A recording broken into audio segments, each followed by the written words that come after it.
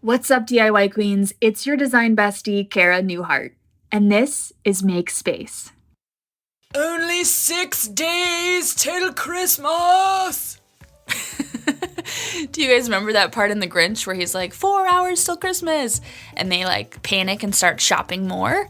I'm gonna do the opposite of that. I'm actually done with buying gifts, which is super weird because normally I'm scrambling at the last minute, but I really credit Amazon for being able to just order everything in a timely manner.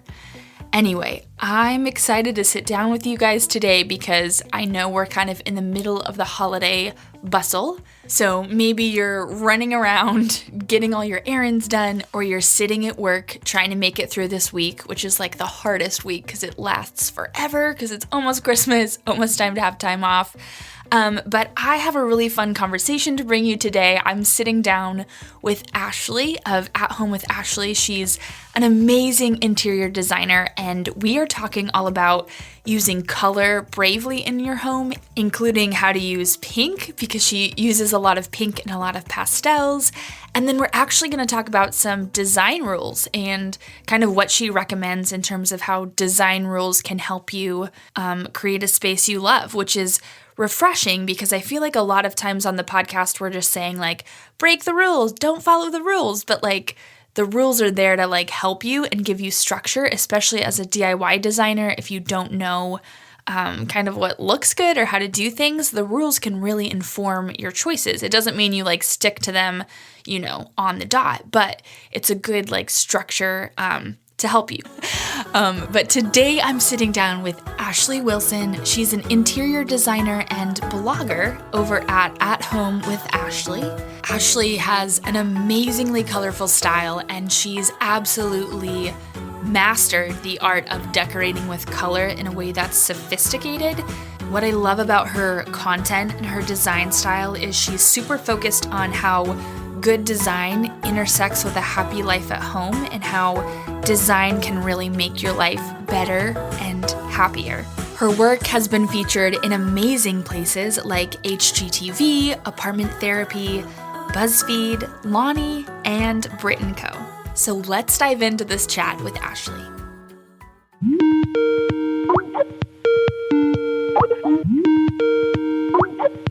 Hello? Hello, how are you? I'm good, Cara. How are you? Oh my gosh, so good. Welcome to the Make Space podcast. I'm so excited to have you on. Oh my gosh, I'm so excited too. Thank you for having me. Oh my goodness, of course. So let's just dive right in.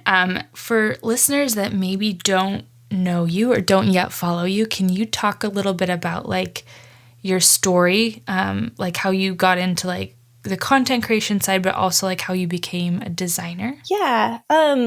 So I feel like this is the longest story ever, but I'll make it really short. No, you can make it long. It's fine.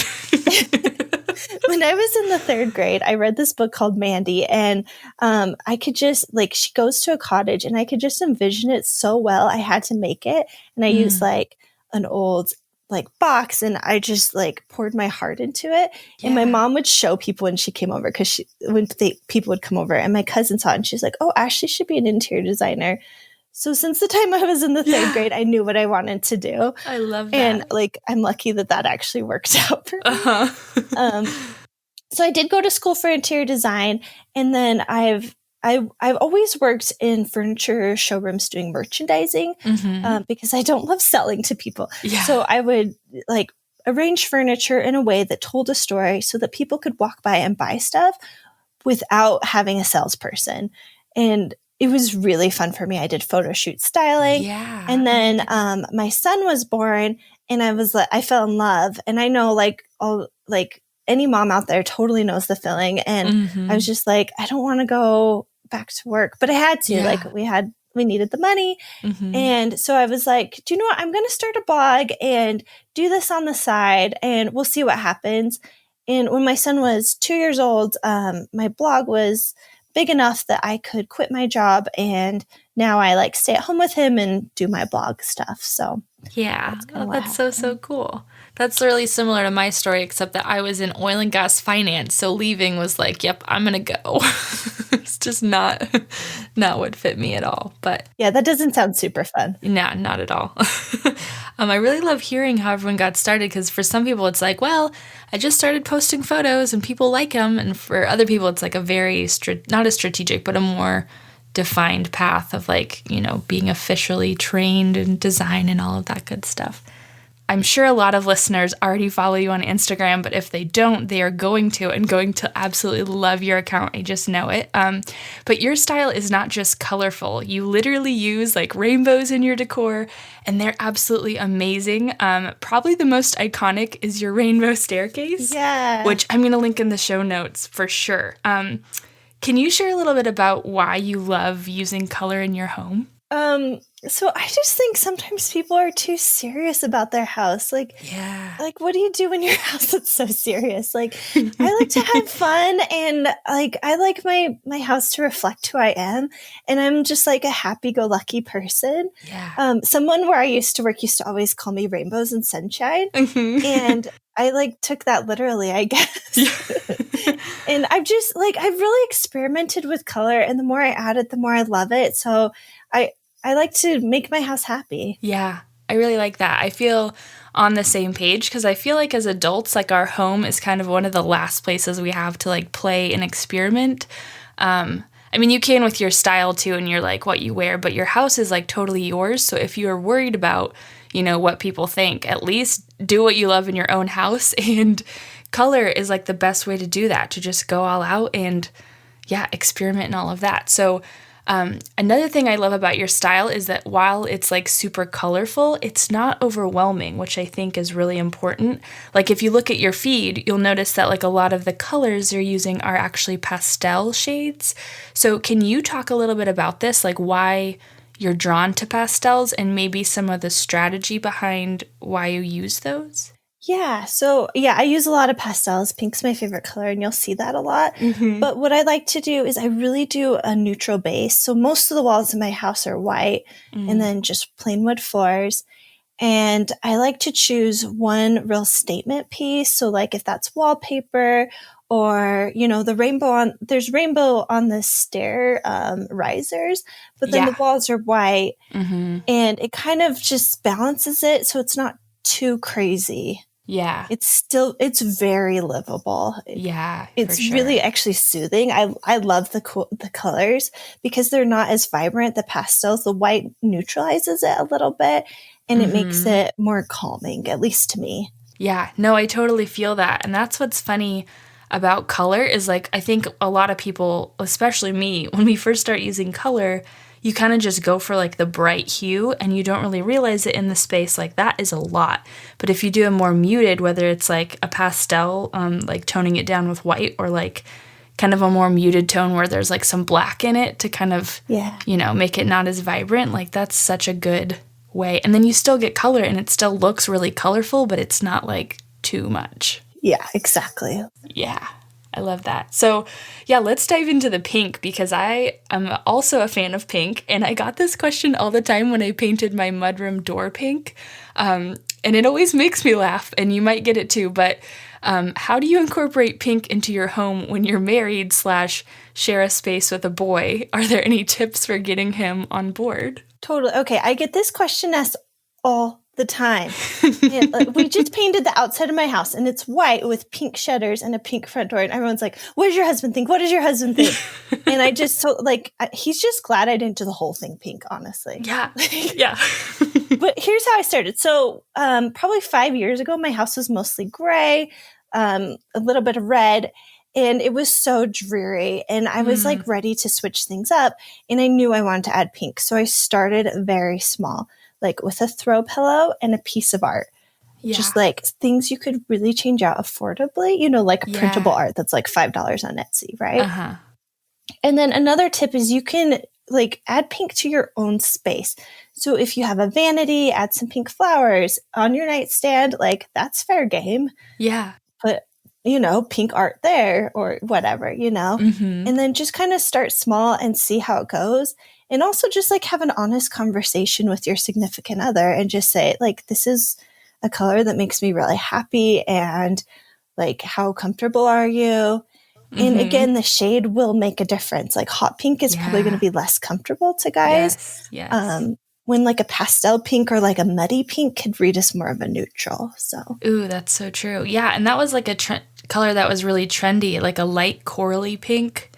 I saw getting paired with like those, gosh, what are they? It's like some kind of tropical leaf, but that was having like a total moment. And I saw like a bunch of pink in like living rooms and all over the place, really. But yeah, for me personally, it's funny because my husband's colorblind. So, and I think he's like red, whatever red shade, red colorblind. I don't know really the technicality, but I can paint something crazy colors and he's like, oh, well, it looks darker. And you're like, perfect. This is perfect. a dream relationship. I totally lucked out. I did, yes. Because I'm a little less considerate, which I really like the tip about sitting down and just like telling him, where I'm the type where I'm just going to like slowly add it and like get you so used to it that all of a sudden one day you look around and you're like, whoa, actually my whole house is pink. How did this happen? I love that. Yeah, totally. So another thing that I love about some of the stuff you share is that you're kind of like a thrift queen. I don't know if you'd call yourself that, but you are constantly posting all these amazing pieces that you found like at the thrift store.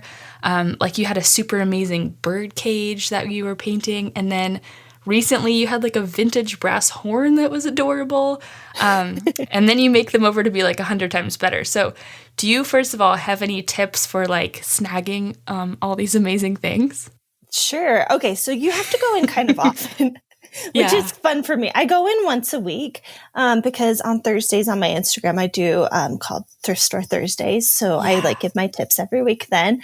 But going in once a week, you can like see what's new and like things are changing every day. So you have to like pop in and just be like, what's here? And I actually love to bring my son. He's 4. And I get him a book while we're there and he'll choose a toy. And that's like $2. So that's so cute. So it's kind of fun because it's like an activity we do together, but it's not expensive, you know? Yeah. It's not like going to a normal store and a toy is $20. So, right. That's such a good tip. And he actually picks stuff out too. And he has a good eye and it's hilarious. Aww, that's so cute. He'll be like, I have a cat, and he picked that one out, and it's adorable. That's so funny. Yeah. My daughter's like the same way as far as like coming to the store with me and loving to shop, and it's so funny because she walks around, she's like, oh, maybe this would be good, and it's just like some random item. But my very favorite is the times when she finds the stuff that we donated, and we'll like, because our like Goodwill like turns around really fast, so she goes, like, I have this at home. Like, no, you don't anymore. That's hilarious. You're like, oh yeah, I'm sure. Yeah. Because I donate. My son will not get rid of stuff, and I'm just like, it's going. Yeah. But unfortunately, I think she has some of me in her where she's just like, I'm going to keep it because I might need it sometime if I have an idea. Yeah, that's great. So besides going frequently and bringing a child, also look at other inspiration images, like look at a book of home decor you love and notice what you love about it, and then look for similar items. People always tell me, oh, like your thrift store is the best. It's not the best. It's just that I know how to, like, I've looked so much at it, I know how to find the items, if that makes sense. Yeah, yeah. And then I feel like part of the other half is like finding a great thing, but also like fixing it up / repurposing it, because that can really transform a piece. Like it could be total crap. So do you have any tips about like seeing the potential in something? Like when you buy it, do you have a plan, or do you, like me, sometimes buy things like, I know it could be great, but I'm just going to figure out later? Yeah, both, totally. and you brought up the bird cage, and I had seen those in like home decor magazines, and it's like a Victorian shape, but it was orange and like a muddy green and like not my colors at all. And I painted it, and it's my favorite thing. It's amazing. It turned out so good. So yeah, like don't be afraid to paint stuff. Just, you know, like it's just paint. You can always strip it off if you don't love it. Like paint can transform anything. What kind of paint do you like to use? Obviously, it kind of depends on the item, but what's your go-to? Like spray paint or? For wood stuff, I use chalk paint. Yeah. I discovered it a few years ago, and what I love about it is it doesn't chip off as easily, and you don't have to sand. So chalk paint's kind of my go-to. But I will spray paint, but right now it's too cold to spray paint. But. Yeah. Oh, that's really good. Oh, I forgot to ask, like, do you have any obviously you love the rainbow, but do you have any tips for like building a color palette? Do you like find an inspo piece, or how do you like kind of build out a palette? Yeah, I like to find an inspo piece and work from that. So like in my bedroom, I started with the wallpaper and then like picked out those colors. So there's like pink and blue in it. And so the bed's blue. And sometimes I will go rainbow. So like on the stairs where each tread's a different color, I did the art next to it, corresponding colors. So yeah, picking that one thing. So if it's the rainbow, if it's wallpaper you're really drawn to, maybe it's a rug, maybe it's a piece of art, and then you pull those colors out from it and just start with one piece. Yeah. Do you have any tips for like how to do, like once you've found the colors, like where they should go in the room, if that makes sense? Well, I think what not a lot of people do, but what you should do is make a mood board.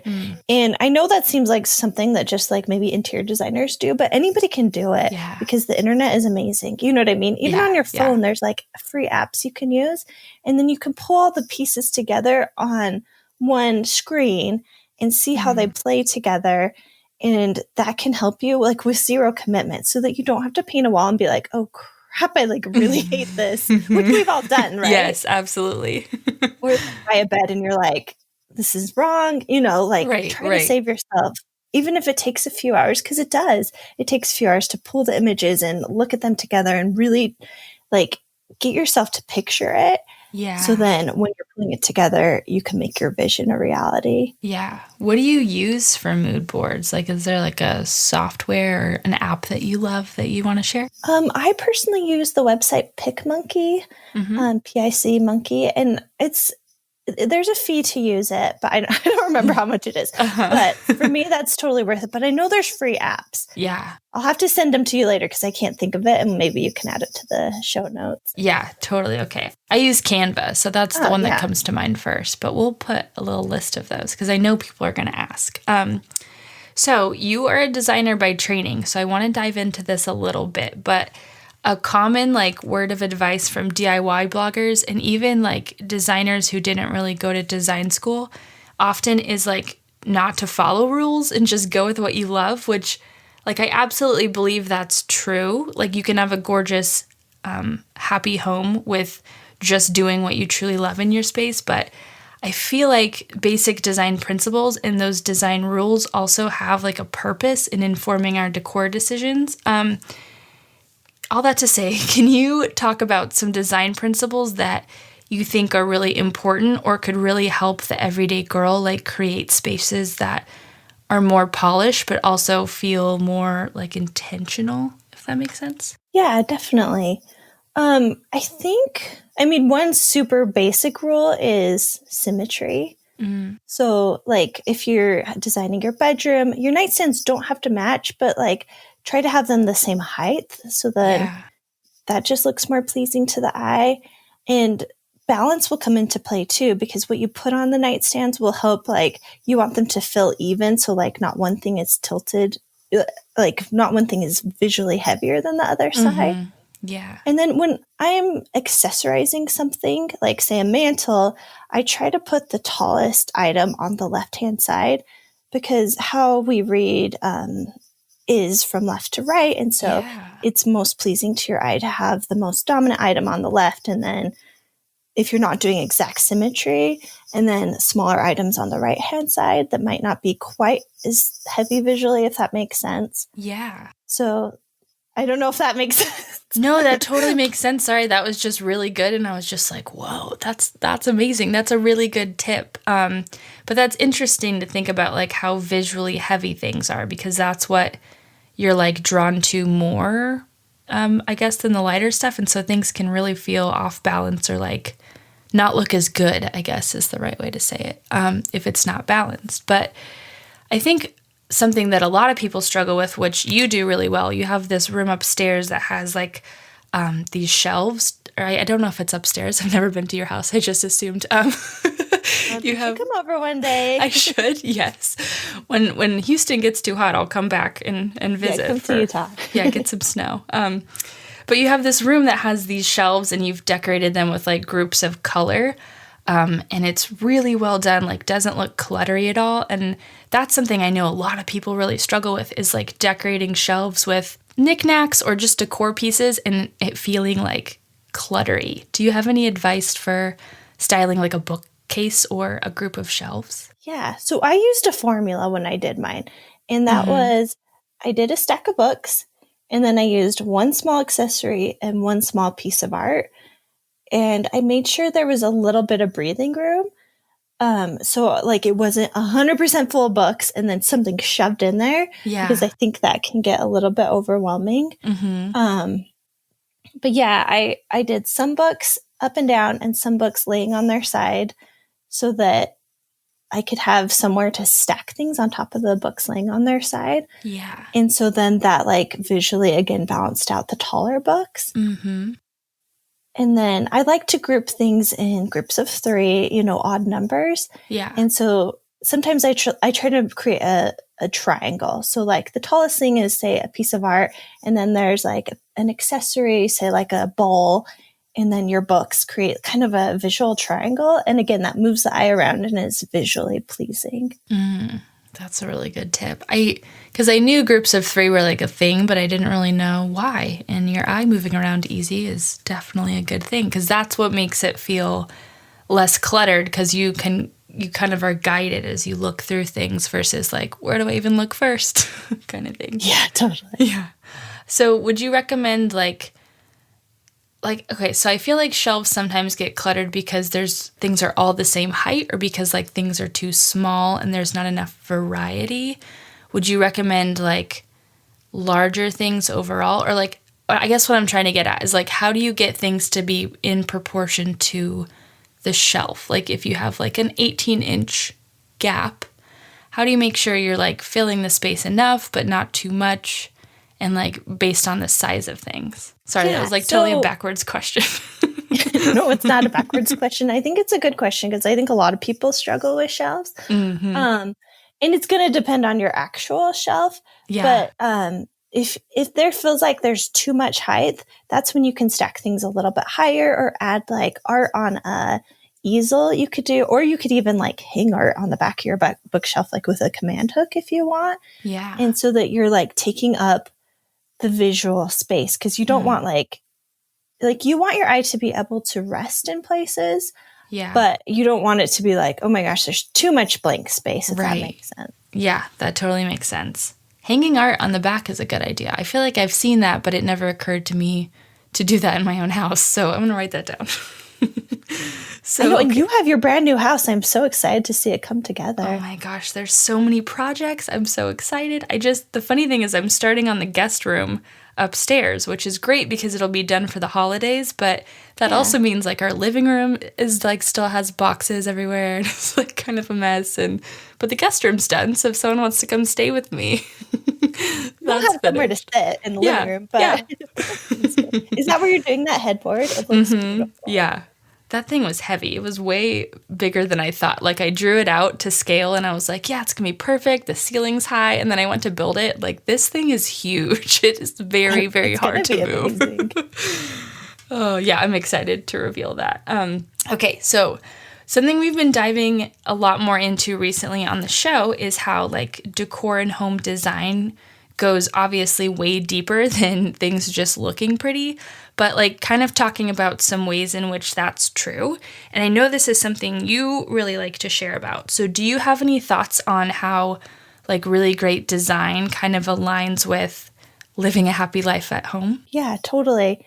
I like, for me, if my house is a mess, I feel like a mess inside of me. Yes. So there's this quote by Gretchen Rubin, and it's outer order, inner calm.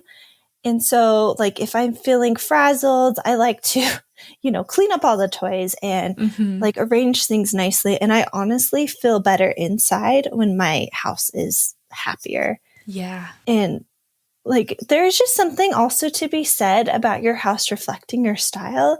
It is the happiest thing ever. I feel like my house looks like how the inside of me looks. And Yeah. it's so happy to live with. Like, this is who I am. And it's really uplifting. It's a creative environment. And like, that is something that everyone should strive for, honestly, because Yeah. it's just a happy way to live, you know? It totally is. And I feel like that is so cool, thinking of your house as like a visual representation of your personality, because then, especially if you're introverted, when you have people over, it's like easier to get to know you, and like you can just, totally showcase who you are. I love that. I really love that. Yeah. That's good. And I am introverted. And Yeah. my house is like the place I feel most comfortable in the whole world. Mm-hmm. Yeah, that's so yeah, funny. I love that idea. Yeah.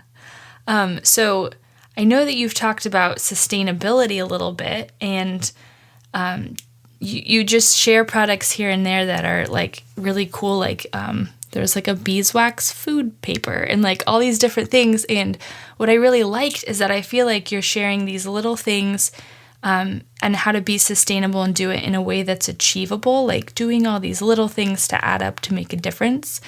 Can you talk a little bit about that and like maybe some of your favorite things that you like to use, like, or any little changes you'd recommend for the girl who wants to be more intentional but feels like overwhelmed or even guilty for like not going all the way in, if that makes sense? Oh, totally. Because again, I'm a quotes person, and one of my favorite quotes is "Little by little, a little becomes a lot." Mm-hmm. And so, just like making small changes can make a difference. So, like you talked about the beeswax wrapping, I have a smoothie every morning, and instead of putting it in like a Ziploc bag like I used to be, I switched to beeswax covering so then I can reuse them. Because I was like throwing away plastic bag every day, and I was feeling guilty about it. Yeah.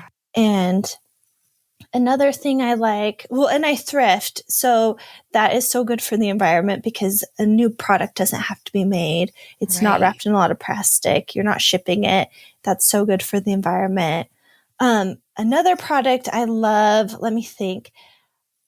I also use biodegradable bags, like when I do need a Ziploc. Mm-hmm. So then when they do go to the landfill, they're not just there forever. They will break down. Yeah. Another small change I made this year was we started composting. So like our banana peels and our, apple cores, they all go into our garden where we compost them. Yeah. So it's just like, it kind of seems dumb and silly, but like, I don't know. I want to make a difference. I want our earth to be a better place. No. And so I'm always looking at like new ways I can, like reusable bags was the first thing I did because it was easy to buy those for $1 and just not use the ones at the store. So no, that's what I really liked about like some of the little things you've shared is because it doesn't feel overwhelming. And I know for me personally, like many sources that have tips on sustainable living, like leave me feeling totally guilty or like I'm not doing enough. And it just seems like also hard to integrate it into your life too without making big lifestyle changes. But all those little things like definitely add up. So if you start small, even if you're not doing everything right, like at least you're doing something. Which is, and one thing I really like about it is a lot of times they save you money. So like we were in some debt a few years ago and we like cut back on everything to pay off our debt. Yeah. And one of the things was I quit buying napkins and I just bought fabric napkins. So then like it saved us money and like we weren't throwing away napkins every meal. So I really like that. It's nice that it saves you money too. So yeah. And they're prettier. Like fabric napkins are like annoying to wash, but they're so pretty compared to paper. So do you have any like good insights for maybe someone that doesn't know how to define her style? Like how did you go about? Because like if you scroll through your feed, you can really tell who you are and what your style is. But I know that didn't happen overnight. While you have training as a designer, I'm sure it kind of took maybe some time to learn how to express your style. Do you have any tips for someone trying to find theirs? Yeah, totally. I mean, I'm a huge Pinterest lover and everybody has access to Pinterest. So I think just like make a secret board if you don't want people to see it and pin really love and keep looking at it and try to see patterns and see, oh my gosh, there's green in all of these. And then try it out in your house, like with what I did with the pink, and just try it out in little doses. And if you like it, keep going with it. Yeah. And let it be an evolution, because like, even though I feel like I know my style, I feel like it's always changing, which is exciting, you know? So you don't have to have the answer right now. You can like grow into it, and it can keep changing as you change as a person, and it should. Yes. Oh my goodness. I really like what you said about kind of like looking for patterns. Dissecting why you love things is going to teach you what you love. Like what you love about something becomes your style, because it's like the common thread, and things become clear by like, just looking for patterns. That's really, really good insight. And you'll totally see them, and you'll be like, oh, wow. Yeah. Because like I said, my house didn't be pink, and that's what I did. I like noticed what I loved about something, and then I became more intentional about it. Yeah. So it just kind of morphed into something bigger. I love that. So is there any, I don't know, advice that you would give to like an everyday girl who's just working on creating a space she loves? Maybe she just needs, I don't know, like some encouragement, I guess is the word I'm looking for. Yeah. So what I would say is go for it. It is worth your time. Having a house that is special to you is worth it. And I know that sometimes it seems like, oh my gosh, this is expensive and it's like taking forever. Keep going. And, you know, find a way to make it fun for you, and like maybe have people over for Christmas or a party. So then you feel like, oh, they're like, I can show off my hard work. Yeah. And, you know, like take pictures of your progress too. Sometimes I see pictures of my house and I just moved in, and it was terrifying. And just seeing how far I came and like being able to appreciate that, it really makes like those days of like caulking and like painting like totally worth it. Oh my gosh, that's so true. Yeah, when we moved, you know, this is Cara. Yeah. You have those boring, crappy parts. I know. Oh my gosh, I know. And I wish I could just make someone else do them, because I love, like, obviously the big ideas and the big reveal are like the most fun parts. And that's what like motivates us to sit there for like an hour and like, you know, do all the trim stuff and all the like tiny little details that need done. No, when we moved out of our house, we had like 1,000 nail holes to fill. And so it was like the day of moving, and I had to literally spackle all the holes. And it was like, why did I decorate or hang so many pictures? But like, it was worth it. Were you renting before? No, we owned our home, but yeah, we had to like spackle for the new buyers, which in retrospect, we should have just hired someone, because there was like a million more than I thought. I was like, oh no, it'll be easy. But like, no, I had a lot of stuff up on the walls. Which is funny. Yeah, we rented before we owned this house, and I put holes in the wall because I was like, who cares? And spackling, actually, I didn't put that many, but it took like 2 hours, and I was like, well, this was worth it to have a house I loved for a while. Yeah, no, it totally was. It's just surprising, because you're like, oh, it's just like tiny holes and just fill them up. But like, no, it does take way longer. It takes time for sure. So with the holidays coming up, do you have any like holiday home hacks or like house tips, or whether it's like hosting or maybe like a fun tradition that involves like home decor? So like one thing I like to do is to try to like get a little creative, because it can be tempting to just put your stuff in the same space every year. Yeah. But like just try to switch up one thing and see what you can do to like do something fun and different. And I'm not saying buy all new stuff, because believe me, I don't believe in that. Yeah. But like last year I did my ornaments in rainbow order, and this year I added flowers to the tree. So it was just one addition, but it made everything feel fresh and new and fun. But it wasn't a huge commitment, if that makes sense. No, I really like that, because it is just, you figure out where stuff goes and then you just drag it out and put it in the same place. But no, for me, I have to rearrange things like 100 times before I decide they can live there. It's a challenge. Well, especially with the new house, because half the stuff we have, like I bought for our other house, and it had not a specific place, but kind of like the tree fit in a certain area. And now it's like totally different, but it's fun so far, I think. Totally. And do you know, like everybody, like I redid my mantle yesterday. I didn't have, like we added a new fireplace, and I didn't have it last year. And it took me like 10 times before I was like, oh, this is what's going to work. Yeah. And like, that's okay, right? Yeah. Like, to keep trying. Oh my gosh, so true. And it takes me like days in between. Sometimes I do it and I'm like, yep, looks good. And then later I'm like, no, this is not working. This is terrible. Yeah, but sometimes you have to stare at it for a while and be like, actually, I hate this. You do. Yeah, actually, it could be better. Yeah, no, that's so true. So any last things to share or last tips or words of advice or a fun fact about yourself? That's the question I hate, but I'm going to ask it because I don't have to answer. I have no fun facts about myself. I don't know. I guess my tip is to don't care what other people think. Yeah. Like just do you, and like, who cares? I feel like some people like don't decorate how they want to because they're scared of like what their mother-in-law thinks, or like, it's okay. Like, it's your house. You get to choose. Exactly. And I mean, everybody in your house should be happy with it, but like, people aren't over at your house that much. Yeah. Oh my gosh. It should be your haven. That's literally what's so funny is like, when you're decorating for other people, you're decorating for like the maybe total of 2 weeks or whatever that they're at your house throughout the year. Like, maybe less than that. Maybe just on Christmas. Like, why would you do that? Do it for you. Yeah. Or some people decorate because they're scared of resale. And they're like, oh, I can't put up wallpaper. If I sell it, then somebody's going to hate that. And it's like, it's okay. Yeah, like, no, it totally is. The people that bought our house hated my wallpaper because I had like big black and white stripes and like a speckle black and white wall in my office, like both together. It was very, very crazy, but it looked good. But she did not like it. And the best part is like, it's your house and you can fix it now, however you want it. But like, I got to do me while I lived there. So it made me happy.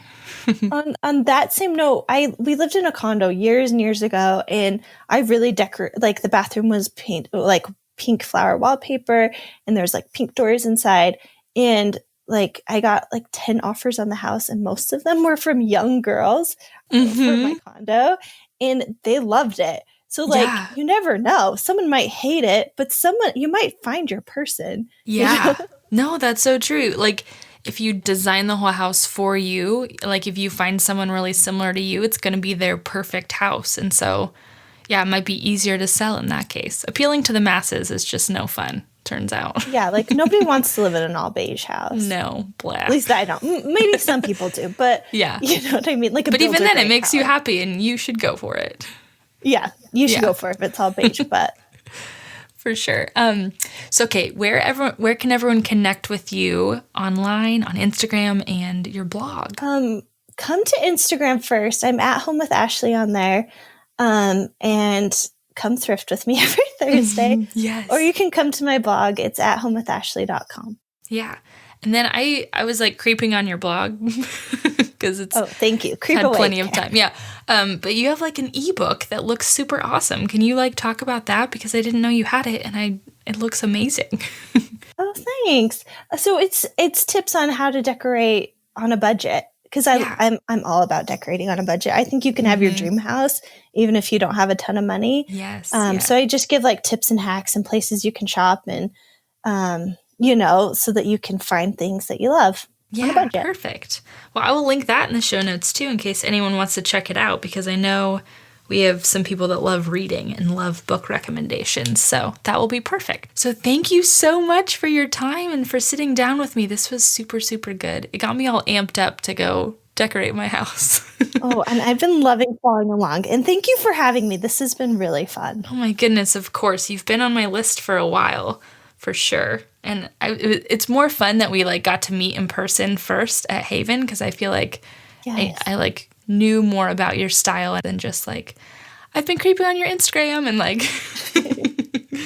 which is great too. Or I've been watching you on HGTV. Yeah. You have really good guests. Yes. It is funny. Well, anyway, have a good rest of your day, and thank you for sitting down with me. Thank you. Talk to you later. Okay. Talk to you soon.